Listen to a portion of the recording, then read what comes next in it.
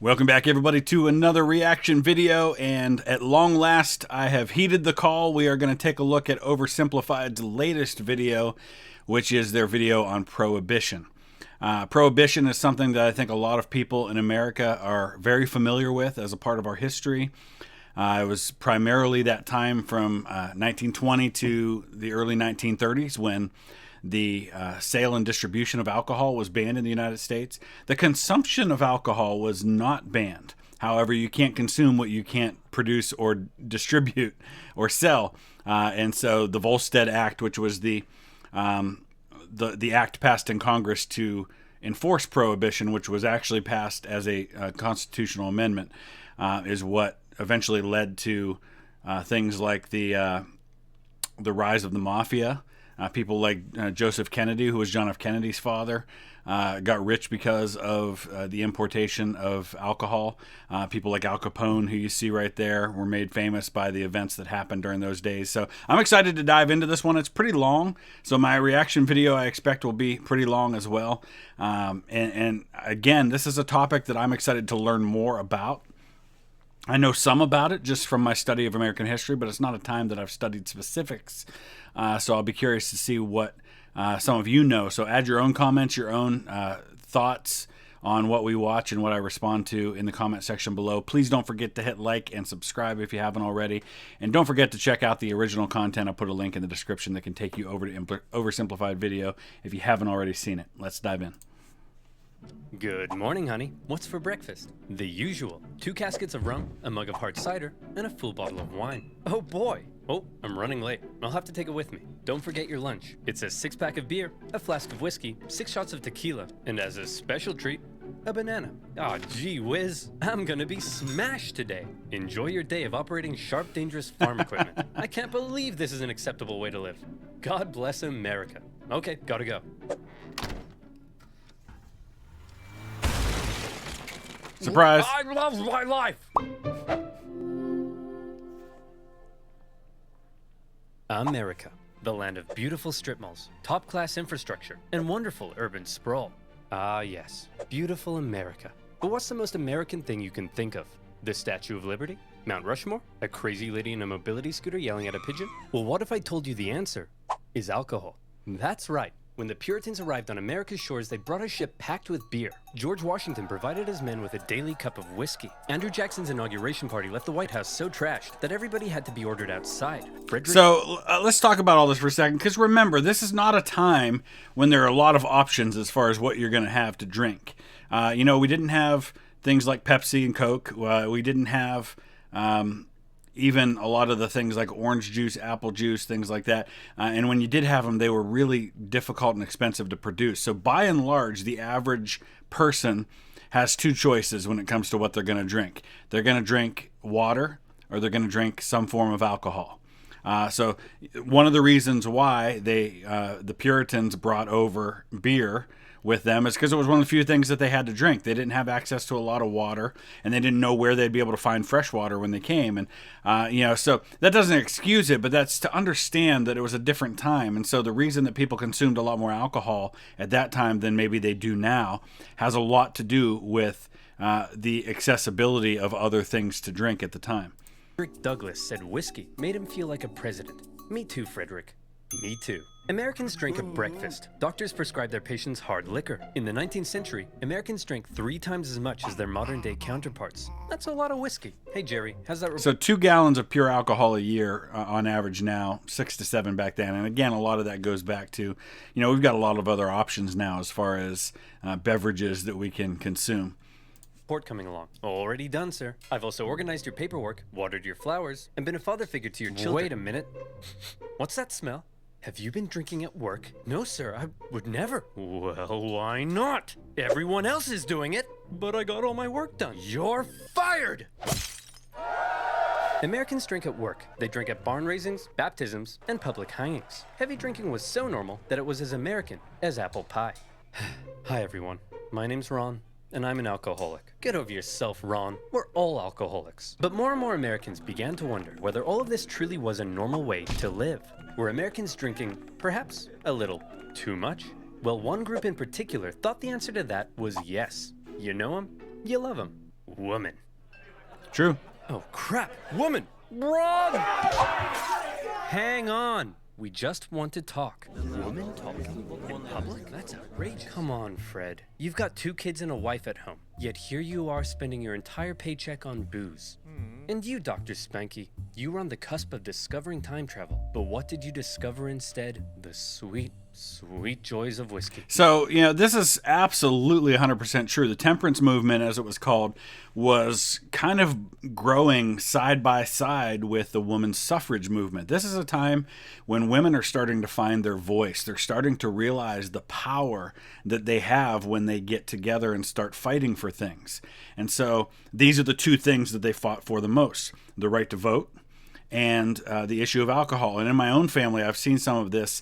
My great-great-great-grandmother, whose husband actually grew up in a family who ran, he had been an English immigrant who'd come over from Glasgow, Scotland, where his father had actually owned a pub and then came to America and started what they called a saloon there in Cleveland.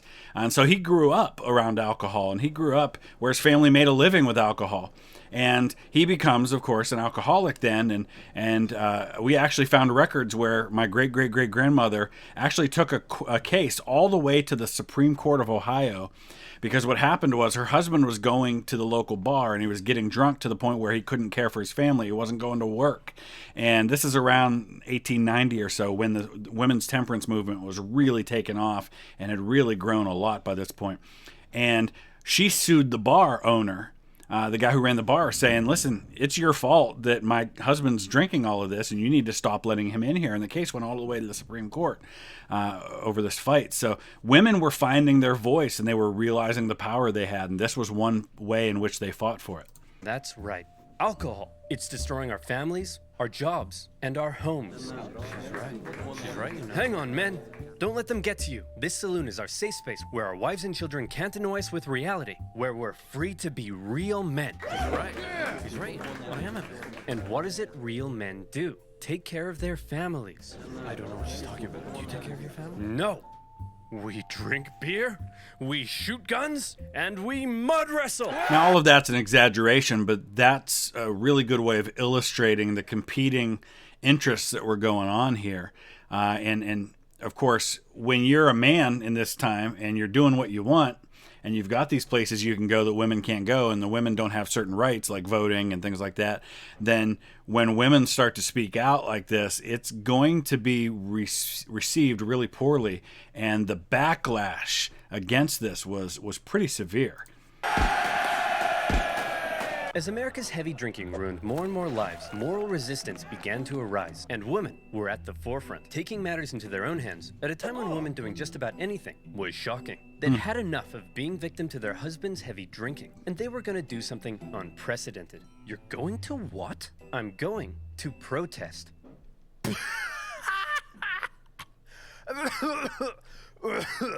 Oh, sweetie, women can't protest. They did. Starting in Ohio, before spreading nationwide, women began a crusade against alcohol. Now, one of the things that happened was that these, just like it was the temperance movement and the suffrage movement hand in hand with the women speaking out on both things, there was also a strong religious component to this, as you might expect. A lot of the temperance movements grew out of religious movements. Mormonism, for example, one of the very early temperance movements, all the way back in the 1830s in Kirtland, Ohio, which is up near Cleveland, grew out of Mormonism. And evangelical Protestantism also was a birthplace for some of these temperance movements. And you even had towns growing up, like outside of Pittsburgh, there was actually once a town called Temperanceville.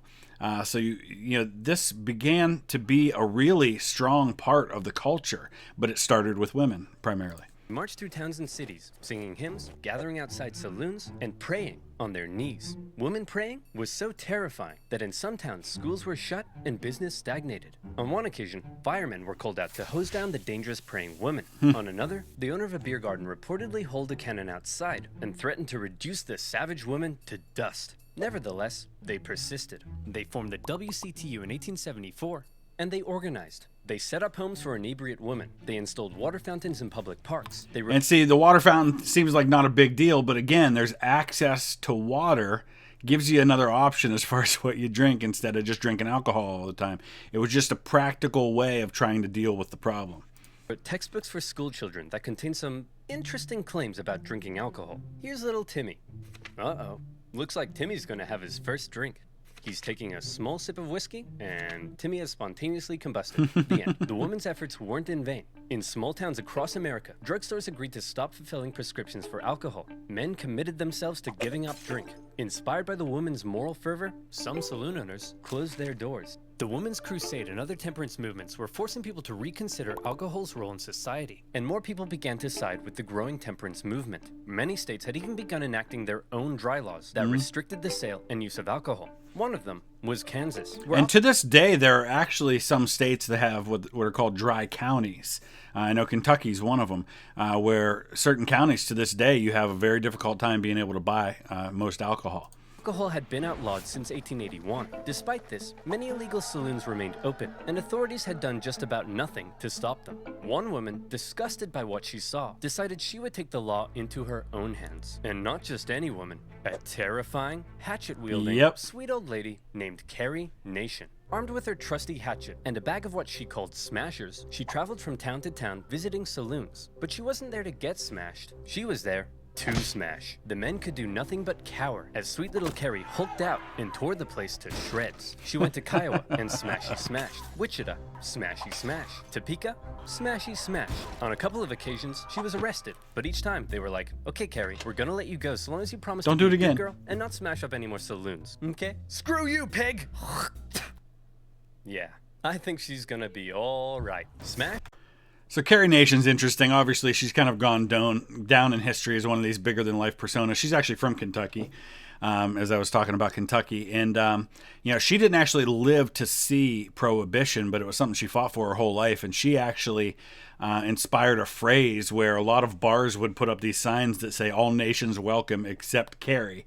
But she again was motivated by her faith, and I think at one point she described herself as like a bulldog that was doing the business of Jesus and going after anything that he didn't like. And so I always thought that was kind of interesting. But she very much took the more aggressive approach to this. Smash, smash. Carrie's tactics shocked the other members of the Women's Christian Temperance Union, but she assured them, and this is a quote, "Ladies, you do not know how much joy you will have until you smash, smash, smash." Carrie became a household name, and she hoped her unusual tactics would spread across the country. But unfortunately, many of the women's movements eventually slowed down. Why? Well, because of this kind of thing. Thelma, I ripped my pants again. Ugh, well, you'll have to sew them yourself because I'm going out protesting. What? I don't know how to sew. What if I burn the house down and get eaten by alligators? What? Don't be stupid, Mitch. Look, I've got to go. Call me stupid? She's the one who's stupid. Yeah. Hey, Thelma! Look who's stupid now! See, while the women were out protesting, there was nobody to do the cooking and cleaning and being seen and not heard, and they gradually had to return to their duties at home.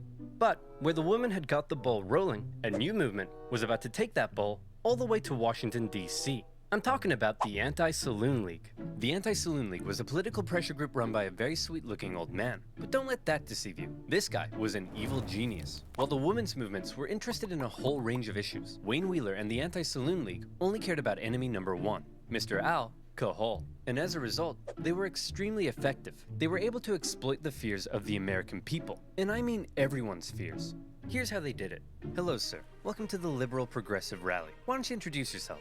Well, I'm Patty, and I'm an immigrant from Ireland. And tell me, Patty, do you drink? Oh yes, I drink a lot. See, folks, people like Patty come here looking for a better life, only to end up drunk in the gutter.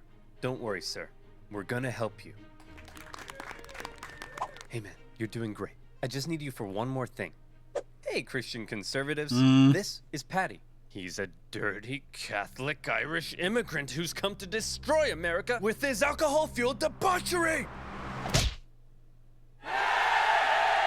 Workers were told alcohol was a capitalist ploy to keep them subjugated. Factory owners were told alcohol was making their irresponsible workers lazy. So they're basically just spinning the argument to fit the hearer. That's something, that still gets done today. You see this happen in politics all the time. You speak to your audience. If you're, in Virginia, you speak to what Virginians want to hear. If you go to another part of the country and you're speaking to a different group, you speak to what they want to hear. And so this was not an uncommon thing. It was just specific to the issue of alcohol. Black community was warned alcohol was hindering its progress, while racists were warned alcohol would turn black men into brutes. In one of the most confusing eras of American politics, totally opposing groups found themselves agreeing on at least one side. thing. Alcohol was bad. The Anti-Saloon League also made great use of propaganda, something prohibitionists have been doing for decades. Take this specimen, for example, that warns what will happen to you if you start drinking. Let's see. First you take a drink, you get a little rowdy, okay. You make some new friends, nice. Then you become homeless. You turn to crime. And, But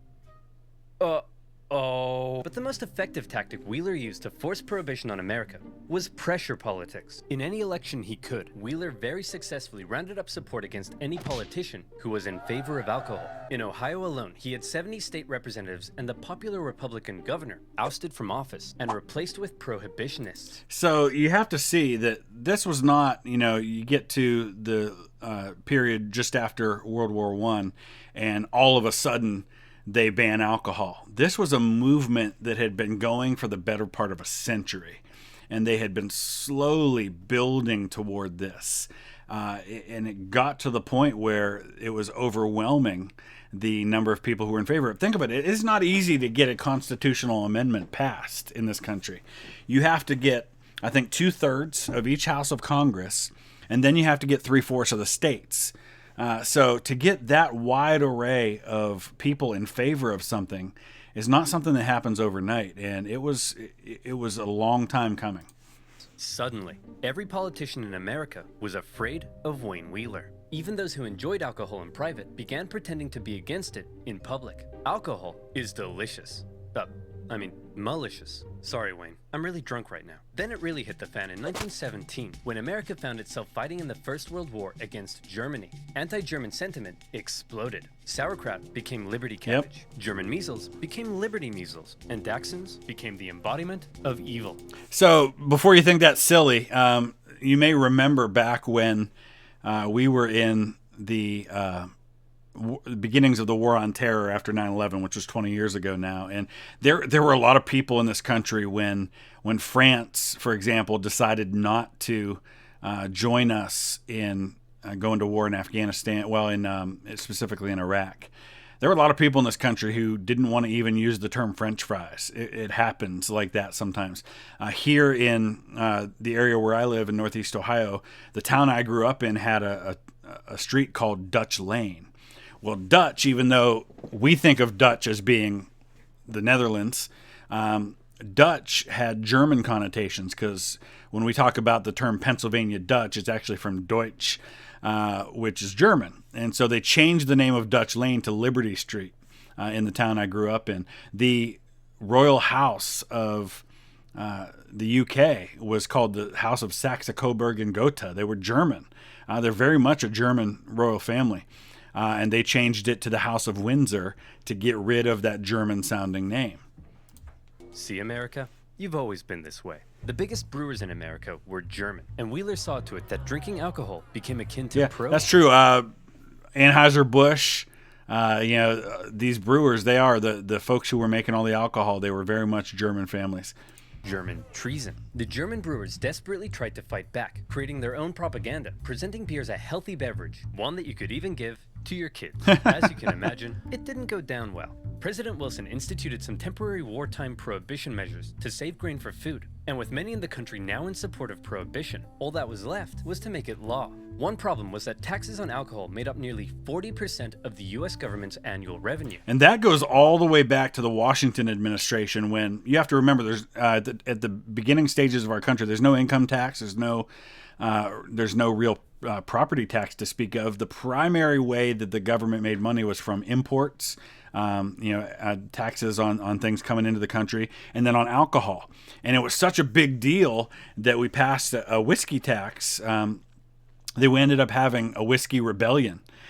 These rebellions because the people in Western Pennsylvania who were making their own alcohol and selling it rebelled against the idea that they were going to be taxed on it. But it was one of the few things that the government made money on, and I think so. I think this is around the time that the federal government also passed the first national income tax, permanent national income tax.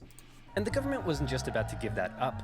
No problem. The Anti-Saloon League helped lobby for the creation of a new income tax on the American people. And just like that, the government was no longer reliant on alcohol. Prohibition was finally introduced to Congress in 1913, not just as a law, but a constitutional amendment. In 1917, as the House held their final vote on the Prohibition Amendment, Wheeler was watching from the gallery. You spineless cowards. I know half of you drink, yet here you are bowing down to Ned Flanders up there. Look at him, like he's some kind of Caesar. Ugh, don't be so dramatic. I obviously don't think I'm Caesar. Now release the lion. In the end, Prohibition passed the House easily, 282 votes to 128, and the states ratified the new amendment by 1919. America, a nation obsessed with liberty and freedom, had just voluntarily given up its private right to choose whether or not to drink alcohol. We did it, folks. We fixed everything. America will be perfect forever. You just dissolved America's 5th largest industry and lost tens of thousands of jobs for us immigrants. No, you idiot. You don't get it. We helped you, idiot. Ugh, I could really go for a beer.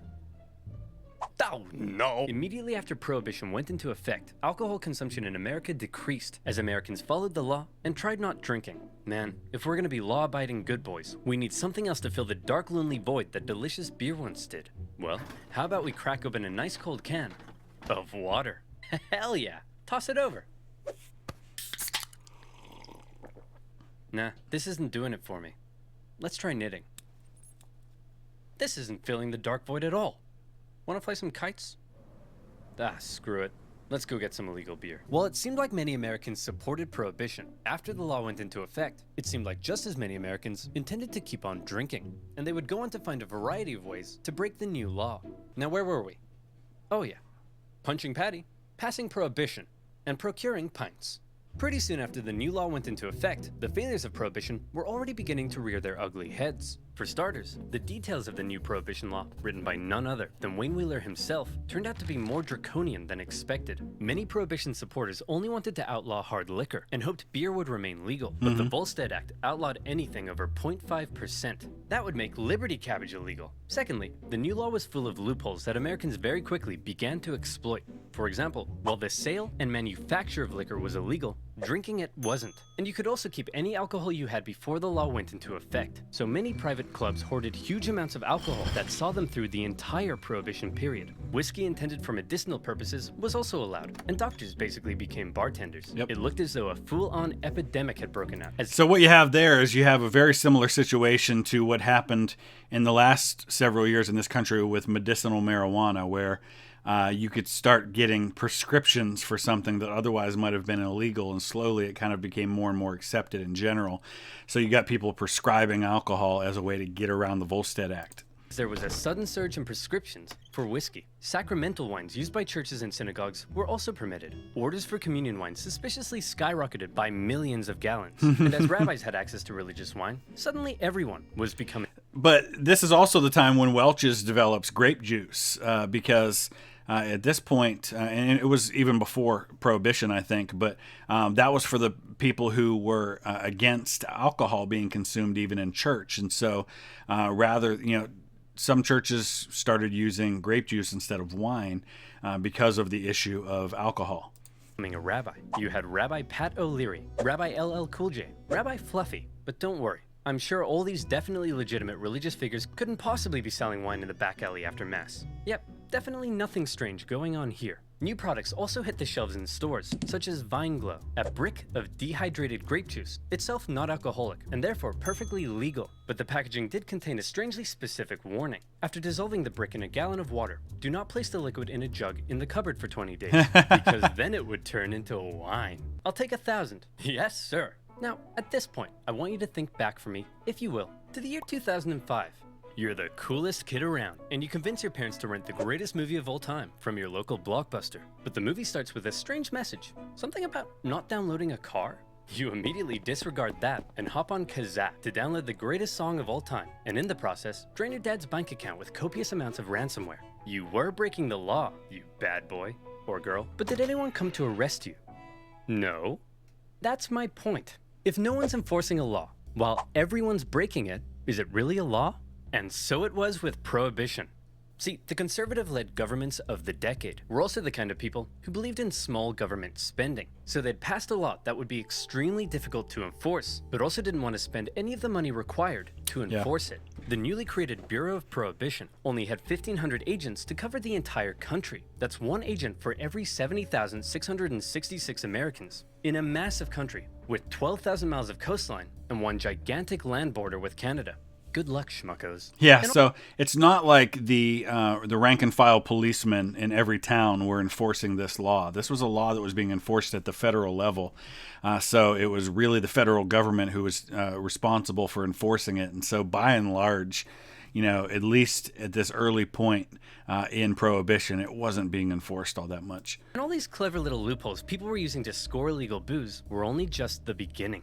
America was about to devolve into alcohol-fueled criminal chaos. Yep. By outlawing it, Prohibition had made alcohol a precious commodity, and millions of Americans would become outlaws as they found a variety of ways to score illegal booze. For example, many Americans began making their own liquor. Illegal stills from making moonshine were found by Prohibition agents from the hills of Kentucky and the caves of Arizona to park. And this is where you get the rise of what eventually became NASCAR, because you've got all these guys in the South, in particular North Carolina and Eastern Kentucky, Western Virginia, places like that, who became alcohol runners. I mean, they were driving, and they were learning how to drive effectively to where they could get away from the people who were chasing them. Parking lots in major cities, and even in the homes of Prohibition-supporting politicians. Oh, come on now, fellas. I voted for Prohibition. I'm not gonna have an illegal still. What's this? That's my son, Freddie. Say hi, Freddie. Sir, this is obviously an illegal still. How dare you? Hey, what's this in the bathtub? That's bath water. Why does it taste like alcohol? Here's a better question. Why are you tasting my bathwater, weirdo? Come on, Freddy. Let's get away from these perverts. To discourage moonshining, the government began adding extra toxins to many of the products moonshiners were using, which resulted in many cases of severe illness and death. But alcohol wasn't just being made at home. Along America's vast coastlines, rum runners smuggled alcohol into the country by sea. A floating supermarket known as Rum Row extended. And this is where Joseph Kennedy makes his millions.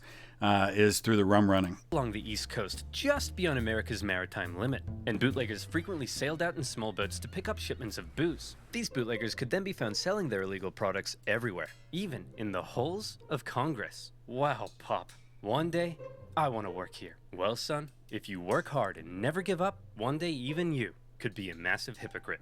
Even President Harding was known to serve his cabinet bootlegged whiskey, and some bootleggers were so successful, they became bazillionaires, such as Roy Olmsted, an ex-cop who became one of the biggest employers in the Seattle area from smuggling booze. Unfortunately, all of his whiskey came from Canada. Yuck! All of this criminality was being made possible by copious amounts of corruption. Across the country, armies of government officials were persuaded to turn a blind eye.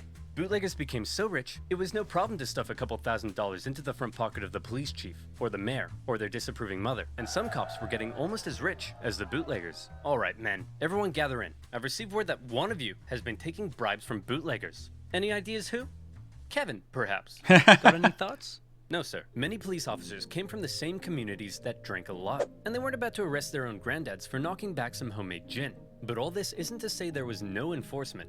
Plenty of government officials were doing their best to enforce the new laws, and some unlucky individuals received very harsh penalties, such as a Michigan mother who was sentenced to life in prison for small-scale moonshining. Jeez. Cases like these were widely reported in the media, and only served to make Prohibition even more unpopular. But not just that, the media also loved to cover the exploits of the most famous bootleggers, turning them into national icons. So this is interesting because if you think about this, there have been plenty of times in history where there's been a groundswell of support for something to happen, but everybody has this kind of idealized version of what it's going to look like when it happens. And when it finally happens, what they wanted, and they find out it didn't really do what they thought it would, then you start to see how it all turns. A perfect example would be communism. You have this groundswell of support for communism in a place, and then when they actually get what they want and realize that corruption takes hold and things aren't the perfect world they thought it was going to be, then they start to turn against it. And that's what happens here with Prohibition. Prohibition looked nothing like the people thought it would, and they very quickly turned against it. That's why it lasted barely more than 10 years. One of the biggest bootleggers was a man named George Remus. Originally a lawyer, he watched as his bootlegger clients paid off enormous fines like it was nothing and proclaimed bootlegging's the business for me. But unlike most bootleggers, Remus had big brain, and he came up with a pretty clever system. See, there were millions of gallons of liquor produced before Prohibition that were sitting in distillery warehouses, and it could only be sold with government permission to drug companies. So Remus set up his own drug company and bottled the liquor. Then he set up his own transport company to transport the liquor. And then he would send his own men out with guns to intercept his own transport vehicles. And this would happen. Hey man, this is a stick-up. Oh no, please don't hurt me. I won't hesitate to shoot. Please, I have a wife and kids. Hand over all the whiskey, Fatty. Hey, Fatty isn't in the script, you jerk! After stealing all the whiskey from himself, he could then sell it for big bucks. The perfect crime. Unfortunately, Remus was eventually caught by a goody two-shoes Prohibition director in Indiana who wouldn't take Remus's bribes, and the government found Remus guilty of violating the Volstead Act 3,000 times. For 2 years, as Remus sat in prison, his wife promised to take care of all of his money. And by take care of his money, she meant have an affair with a Prohibition agent, sell off everything Remus owned, and file for divorce. Ouch. When Remus finally got out and found his big fancy mansion empty with his wife gone, he reportedly broke down in tears. A few months later, during their divorce trial, he spotted his wife in a car in Cincinnati. Remus hopped in a cab and asked the driver to run her off the road. The driver was like, okay. Then Remus got out of the cab and shot his wife dead. Oh, wow. He immediately handed himself into the police. And his next trial, this time for murder, became a national sensation. Remus defended himself, claiming insanity, occasionally carrying out skillful questioning, occasionally crying in the corner. But the nation felt bad for him. His wife had screwed him over, and so when after just 19 minutes of deliberation, the jury returned and declared him not guilty, the court erupted. Dang, that's surprising. And can we not go through this scene without talking about the fact that Batman's hanging on the wall in the courtroom? Okay, let's continue. Celebration. And just to remind you, this guy bluntly admitted to murdering his wife. The American justice system. Mwah. As alcohol poured into the nation, a lot of it was going to a new type of drinking establishment that had been booming in popularity. A secret drinking establishment. So secret that from the outside they often looked like ordinary shops or Speakeasies. homes. So secret that you usually needed a password to get in. So secret that everybody knew about them. Speakeasies. And once you were in, the party went all night long. Scantily clad flappers, snake ladies, jazz. It was a roaring time to be alive. Some publications even posted reviews of these illegal clubs, and bribes galore kept the party going. It seemed like half the police officers and federal agents in cities like New York were receiving kickbacks from speakeasy owners. Hey, what the Kevin Costner is going on here? Officer O'Hannity. So Kevin Costner is obviously a reference to the film The Untouchables, which is a highly fictionalized version of how Elliot Ness and others went after Al Capone. Eventually what they end up doing, and I'm sure he hasn't gotten to this yet, but he's going to talk about the rise of organized crime and all of this. But the way they ended up taking people down was that they went after them for tax evasion because they were making all this money off this illegal liquor and then not paying taxes on it. But Elliot Ness, the version that is told of that story in The Untouchables is nowhere near how things actually went down. Taking bribes. Why am I not surprised? Prohibition director Simmons? For shame. Mom? What would Dad say? Ask him yourself. Dad would say, quit being such a wet blanket and let Daddy earn his tips. Anytime a speakeasy was shut down by authorities, it seemed like 3 more would just pop up elsewhere. And some neighborhoods were so full of them that one resident began hanging a sign to try to keep partygoers from constantly knocking on her door. It really seemed like the new laws regarding alcohol, in some places, were simply being ignored. And one Prohibition agent who traveled the country liked to see which city was the most defiant by timing how long it took for him to be offered a beer after he arrived. His winner? New Orleans, where a cab driver offered him a drink after just 35 seconds. Wow. Bravo! Many voices in Congress were already speaking out against Prohibition and its failures. To display how ridiculous the whole thing was, one Republican congressman gathered the media to all come and watch him drink a homemade beer. When he asked a passing police officer if he'd like to arrest him, the officer said no. Hey Wayne, is all this what you had in mind? I thought we were gonna make the country better, but it almost seems like it's worse. What do you mean? Alcohol consumption is down. Well, that may be true in your small town world, but it says here drinking in some areas is up, as are arrests for public intoxication, drunk driving, and incidents of liver cirrhosis. The general chaos has turned America into a nation of criminals with no respect for the law, and all these attempts at enforcement are just costing the economy valuable money and eating up judicial time and resources. Release the line. All right, so you have to understand, when people, that's a good point, when people start to ignore some laws, it makes it much easier to ignore other laws. And people who might have been otherwise respectful of the law, when they felt that the ban on alcohol was a bridge too far, so to speak, they started breaking that law, and then they felt much more comfortable with ignoring other laws that they thought were unjust or worth ignoring. And they're realizing very quickly that this is not having the desired effect. And by the middle of the 1920s, there's already a pretty strong movement to overturn it. But you got to remember, there's got to be time for some kind of turnover in terms of the people in Congress to vote to pass another amendment to repeal the First Amendment that they passed. And so, you've got to get new people elected or enough people that change their mind about what has already been done. The social change and corruption that Wheeler and the Anti-Saloon League had been so eager to prevent, in the cities at least, was surging. See, when something's legal, you can usually regulate and control it. But make that thing illegal, and often anything, becomes fair game. Legal drinking age, gone. Mandatory closing hours for clubs and bars, gone. Other unspoken sociocultural rules surrounding alcohol, gone, gone, gone. In speakeasies, different genders and ethnicities were beginning to mingle in a way they hadn't done before. The Roaring Twenties saw a monumental shift in culture, not least of all because now men and women could flirt in public without being damned for eternity. And this is also right after women got the right to vote. Right, the right to vote for women happens, within a couple of years of the Prohibition Act as well. And this is a changing time. Part of what made the Roaring Twenties is now all of a sudden you have women and men commingling, and you have women starting to make that increasing leap toward equality with men in terms of the things that they're able to do. An outraged Wayne Wheeler did his best to make sure that anyone breaking the law was punished. He had even stricter legislation put in place in New York. But all this did was clog up the justice system with petty drinking violations, and judges began letting everyone off with light fines, so the judges could get back to dealing with things that actually mattered.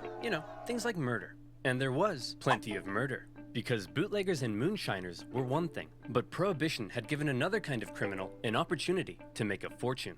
Mobsters and gangsters. Hey, Fat Tony. Big news. Hey, Fat Joey. What's up? I just got word from Fat Louie here that the government's outlawing alcohol. You know what that means.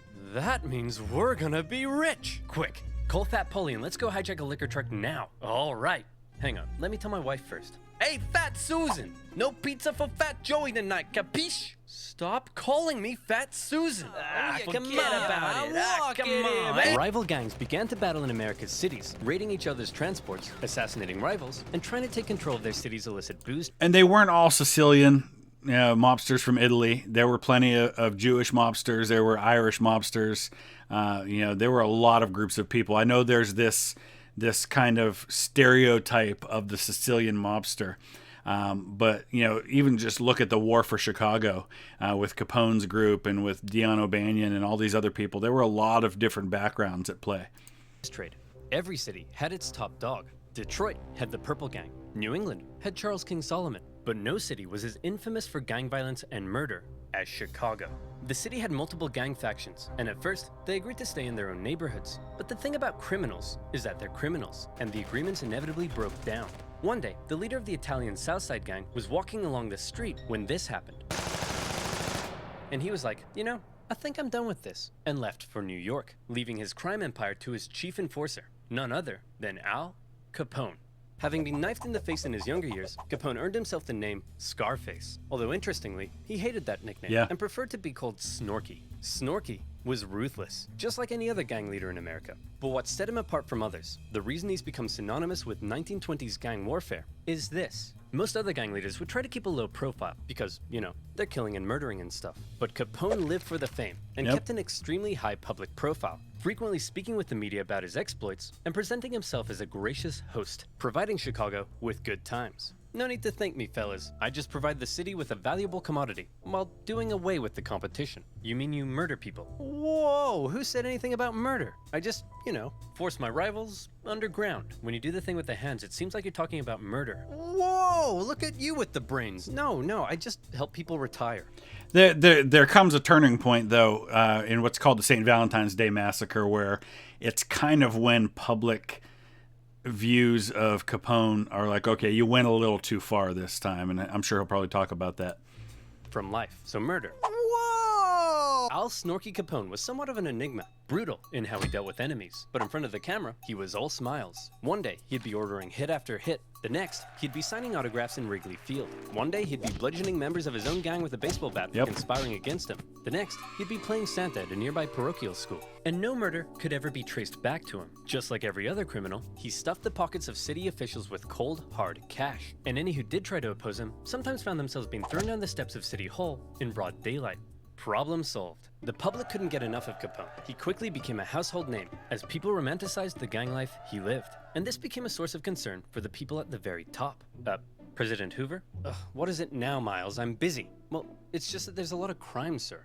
Crime? How long's that been happening? Well, since the dawn of man, sir. What? Would you like me to blame it on the Democrats again? No, Miles, I want you to blame it on squirrels. Yes, the Democrats! Now stop wasting my time! Since having a crime lord controlling public officials and winning the hearts of the people probably wasn't a good thing, Hoover personally ordered that something be done about this Capone fellow. But before he knew it, President Hoover was also dealing with another major problem. Depression. You know him. You love him. Woman. The Prohibition era had been going on for nearly a decade, Not yet. and anyone with a brain could see that it really wasn't going very well. One person with a brain was Pauline Saban, an extremely influential and rich woman who served on the Republican National Committee, fundraised for Republican presidents, and had a secret wine room in her giant mansion. She initially supported Prohibition, but was now disgusted at the chaos it had created, and she began a new women's movement, this time not for Prohibition, but against it.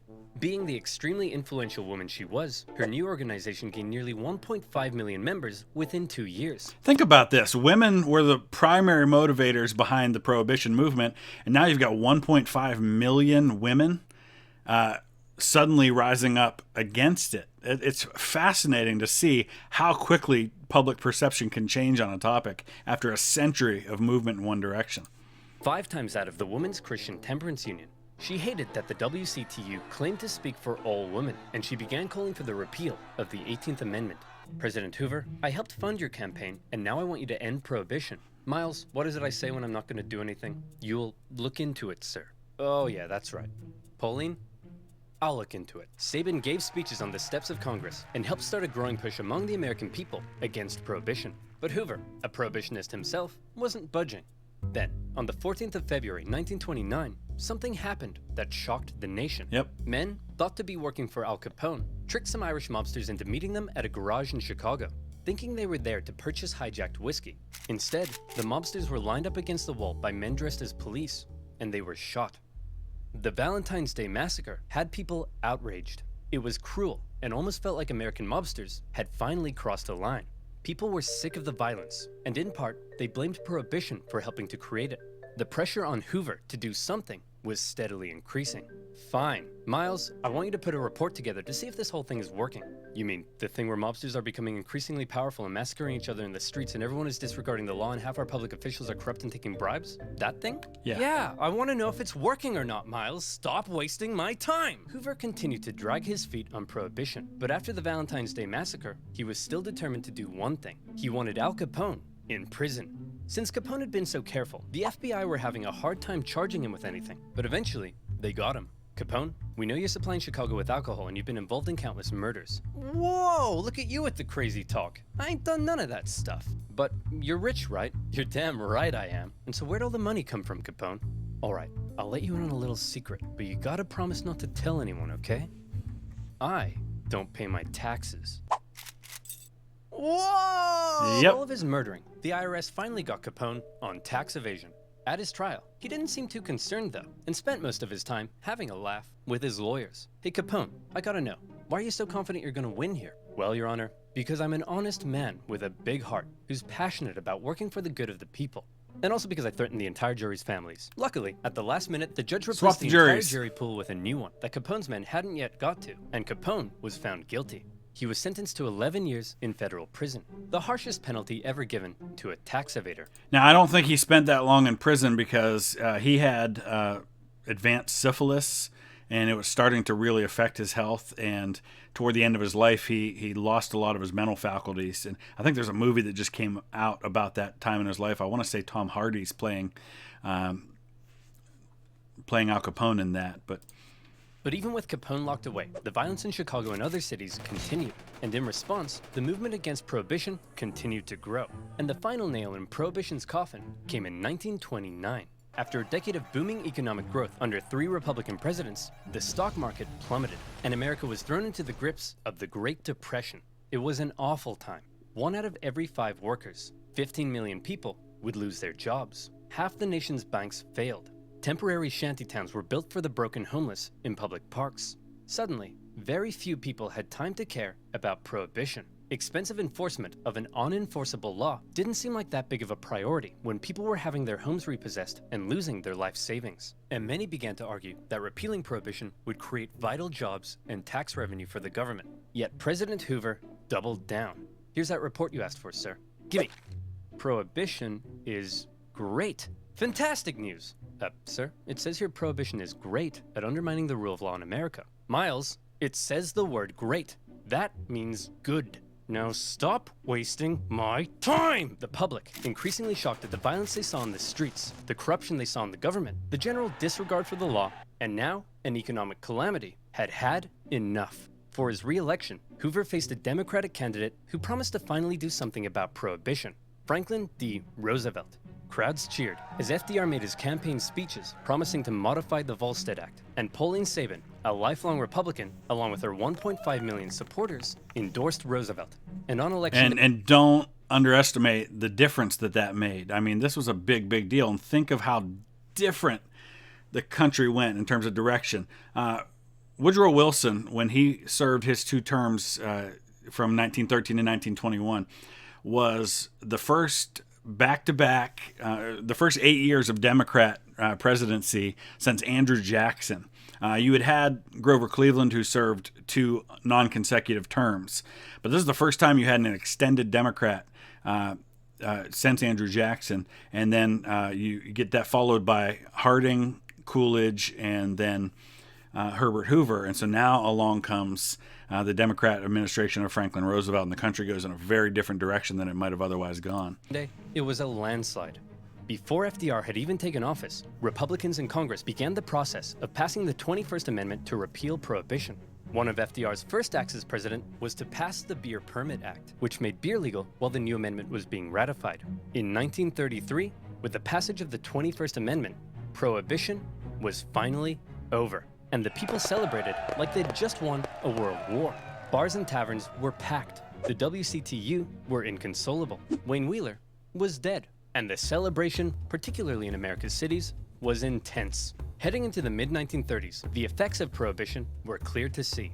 From now on, culture around drinking had changed, with men and women drinking together, not in saloons, but in bars and taverns. The crime syndicates that had been given so much power through Prohibition remained powerful as they moved on to other things. Some states opted to remain dry, with Oklahoma only repealing its Prohibition laws in 1959. To this day, there are still counties in America with some form of Prohibition. So what did we learn today, kids? What's the big lesson here? What's the moral of this story that we can all take away and apply to our day-to-day lives? Maybe that you shouldn't force your own morals on others who don't share them? Maybe that if you tell Americans not to do something, that's the one thing they'll definitely do. Yeah. Or maybe there is no lesson. Maybe we're all just a bunch of dumb, stinky idiots, and we're all doomed. The end. So that was really good. There's a lot there. It's a fascinating time in American history, and obviously that's showed by the fact that we've had so many movies, so many portrayals of that time period in our culture. We love to see the things about the gangsters and the Roaring Twenties and all of that was going on, and it gave rise to so many things in our culture. So it's interesting to see a little bit more of that background, and it's important for us to understand, just like with the World War I series that I've started reacting to, that events that happen don't really start with those events. There's always this long build up to it, and in some cases more than 100 years or more. World War I had its roots all the way back 100 years earlier with the end of the Napoleonic Wars. The Prohibition period has its roots 100 years earlier in the beginning of the temperance movement and the rise of women finding their voice. It's fascinating to see how all of history ties together. So let me know what else you think about all that. Use the comment section below. Make sure you check out the original content creator and give them a like as well. Thanks for watching. We'll see you again soon.